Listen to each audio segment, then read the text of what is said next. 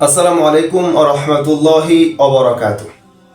সর্বপ্রথম বলে রাখি, আপনি যদি ব্রাদার সিস্টারদের অন্ধভক্ত হয়ে থাকেন তাহলে এই ভিডিওটা আপনি স্কিপ করে চলে যেতে পারেন, আবার চাইলে দেখতেও পারেন।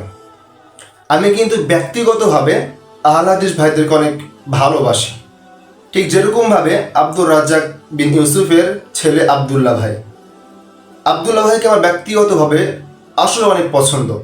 যদিও আমলে কম বেশি একটু হতে পারে, কিন্তু ব্যক্তিগতভাবে আমি তাকে অনেক ভালোবাসি। কেন ভালোবাসি? তিনি আলোচনা করেন, তিনি আলোচনার মধ্যে কথার মধ্যে একটা মাধুর্য আছে, একটা মাপকাঠি আছে, এই জন্য আমি তাদেরকে পছন্দ করি। কিন্তু তাদেরকে আমি পছন্দ করি না যারা আহলে হাদিস নাম ধরে, আহলে হাদিস নামকে বিকৃত করে, যারা বাংলা হাদিস পড়ে বড় বড় ওলামায়ে কেরামদের বিরুদ্ধে, যারা 15 বছর 16 বছর 17 বছর মাদ্রাসায় পড়ালেখা করেছে, এরপর আলোচনার জগতে এসেছে, তাদেরকে যখন বাংলা হাদিসওয়ালা বাংলা হাদিস পড়ে যখন তাদের বিরুদ্ধে ফতোয়াজি করে, আমি তাদেরকে পছন্দ করি না। আর আজকে ভিডিওটা তাদেরকে নিয়ে হতে যাচ্ছে যারা বাংলা হাদিস পড়ে বড় বড় ওলামায়ে কেরামদের বিরুদ্ধে ফতোয়াজি করে, তাদের বিরুদ্ধে আজকে আমার এই ভিডিও। আজকে এই ভিডিওতে আমি আপনাদেরকে দুইজন ব্যক্তির কথা বলবো, দুইজন ব্যক্তির আলোচনা শোনাবো, বা দুজন ব্যক্তিকে নিয়ে আলোচনা করব।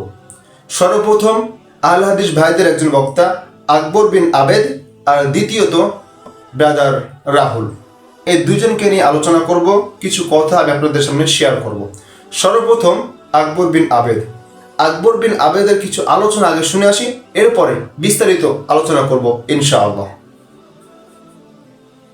জুমার দিনে 2 আযান মসজিদে চলবে মানে হাদিস দেখাও তো বেটা, কয় লাইন তুমি পড়েছো? মসজিদে 2 আযান দিতে হবে, পৃথিবীতে কলমের কালি দিয়ে কোনো কিতাবে লেখা নেই। তুমি দেখাও তো বেটা, কয় লাইন তুমি পড়াশোনা করেছে? মসজিদে জুমার 2 আযান দিতে হবে, এরকম হাদিস পৃথিবীতে নেই। সত্যি ভাই, এই আলোচনা শুনে খুবই খুবই খুবই ভয় পাইছি। কিন্তু ভয়টা এই জন্য পাই নাই যে তিনি আমাদের বিরুদ্ধে বা দেওবন্দের বিরুদ্ধে কথা বলতেছে, এই জন্য নয়। আমি এই জন্য ভয় পাইছি, একজন সাধারণ মানুষ হয়ে কিভাবে আলেমদের বিরুদ্ধে, ওলামায়ে কেরামদের বিরুদ্ধে ফতোয়াজি করে। এখন প্রশ্ন করবেন যে ভাই কি কথা বললেন, সাধারণ মানুষ? তিনাকে তো দেখেছি ওয়াজের মঞ্চে, মাহফিলের মঞ্চে তিনি আলোচনা করেন, ইসলামের দাওয়াত দেন। হ্যাঁ ভাই, আল্লাহ তাআলা প্রত্যেকটি মুসলমানকেই ইসলামের দাওয়াত দেওয়ার জন্য বা দ্বীনের দাওয়াত দেওয়ার জন্য বলেছেন, কিন্তু ফতোয়াজি করার জন্য সবাই ফতোয়াজি করতে পারবে না।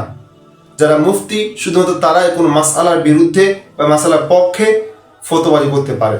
কিন্তু তিনি কি মুফতি? তিনি কি কোনো মুহাদ্দিস? আসলে তিনার শিক্ষা যোগ্যতাটা কি? চলুন আমি তার মুখ থেকে তিনার শিক্ষা যোগ্যতাটা একটু শুনে আসি। আর আমি মাদ্রাসাতে পড়াশোনা করিনি।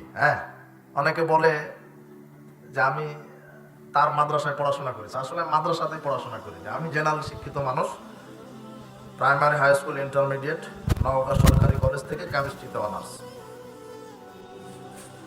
তিনার এই শিক্ষাগত যোগ্যতা শুনে আমরা বুঝলাম তিনি একজন জেনারেল শিক্ষিত। তিনি কোন মাদ্রাসায় পড়েন নাই, তিনি প্রাইমারিতে পড়েছেন, হাই স্কুলে পড়েছেন, ইউনিভার্সিটিতে পড়েছেন। তিনি এগুলো পড়ে কিছু বাংলা হাদিস পড়ে ওলামায়ে কেরামদের বিরুদ্ধে এরকমভাবে ফতোয়াজি করতেছেন।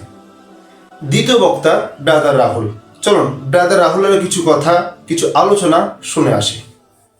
কোরআনে যতগুলো নবী রাসূলের নাম আছে, এরা কারা? ইউসুফ ইহুদি, ইয়াকুব ইহুদি, মূসা ইহুদি, দাউদ ইহুদি, সুলাইমান ইহুদি, ইউনুস ইহুদি। যার নাম আছে সর্বশেষ নামে হচ্ছে বনী ইসরাইলের মধ্যে নবী ঈসা আলাইহিস সালাম, ইনিও ইহুদি। কথা কি বুঝতে পারছেন? ব্রাদার রাহুলের আলোচনাটা আমরা শুনে আসলাম। ব্রাদার রাহুলকে আমরা সকলেই চিনি। তিনি নাস্তিকদের বিরুদ্ধে, খ্রিস্টান বা বেধর্মীদের বিরুদ্ধে তিনি অনেক ডিবেট করেন, আলোচনা করে এসেছেন, বা হিন্দুদের মাঝে তিনি কি করেন? ইসলামের দাওয়াত দেন। ঠিক আছে ভাই, ইসলামের দাওয়াত দেন, কিন্তু বাংলাদেশে ওলামায়ে কেরামদের বিরুদ্ধে আপনি যে ফতোয়াজি করতে শুরু করেছেন, এই ফতোয়াজি করার যোগ্যতা আপনার কে দিয়েছে? অনুমতি কে দিয়েছে আপনাকে? কেউ তো দেয় নাই, কারণ আপনার তো শিক্ষাগত যোগ্যতা ততটুকু নয়। এই ব্রাদার রাহুলের শিক্ষাগত যোগ্যতাটা কতটুকু? আমরা কাদেরকে আমাদের আইডল ভাবতেছি, চলো একটু জেনে আসি। পরিচয় কি দেবো ভাই, আমাকে তো সব গোটাটা দেখতে পাচ্ছেন, আমি একজন মানুষ।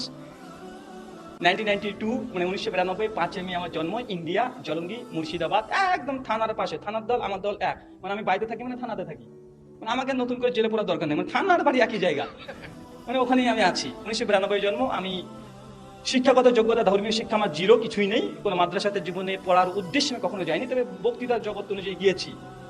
আর এমনি জেনারেল শিক্ষিত, আমি বিএ কমপ্লিট করছি, ইতিহাসে অনার্স। এটা হিস্ট্রি বলতে এটা ইসলামিক হিস্ট্রি নয়, আমাদের ইন্ডিয়াতে ইসলামিক হিস্ট্রি নেই, মানে আমাদের আন্তর্জাতিক হিস্ট্রি যেগুলো আছে। এই আলোচনা শুনে বুঝলাম এই ব্রাদার রাহুলও তিনিও শিক্ষাগত যোগ্যতায় জিরো, অর্থাৎ ইসলামী শিক্ষায় কোনো কোনো কিতাব বা কোনো মাদ্রাসায় তিনি পড়েন নাই। এখন আমি আপনাদের কাছে প্রশ্ন করতে চাই যে ভাই, এরকম বক্তাকে যদি আমাদের আইডল বানায় দিই, এরকম হুজুরকে যদি আমাদের আইডল বানাই, আমাদের অনুসরণ করি, তাহলে বাংলাদেশে এতগুলো মাদ্রাসা থাকা দরকারটা কি? প্রত্যেকটা মাদ্রাসা বন্ধ করা তো দরকার। বাংলাদেশে ছেলেপেলেগুলো 14 বছর, 15 বছর, 16 বছর ধরে মাদ্রাসা পড়ার লাভটা কি? বাংলাদেশে তো অনেক বাংলা কিতাব চলে এসেছে, বাংলা কিতাবগুলো বাসাতে বসে বসে পড়লেই তো সব কিছু জানা হয়ে যায়, দরকারটা কি ছিল? আমরা সমাজটা এতটাই নিম্ন চলে গেছি, আমরা মানুষগুলো আমাদের চিন্তা ভাবনাগুলো এত নিচে নিয়ে চলে গেছি যে একজন বাংলা হাদিসওয়ালা বক্তার আলোচনা শুনে আমরা বড় বড় ওলামায়ে কেরামদের বিরুদ্ধে কথা বলি।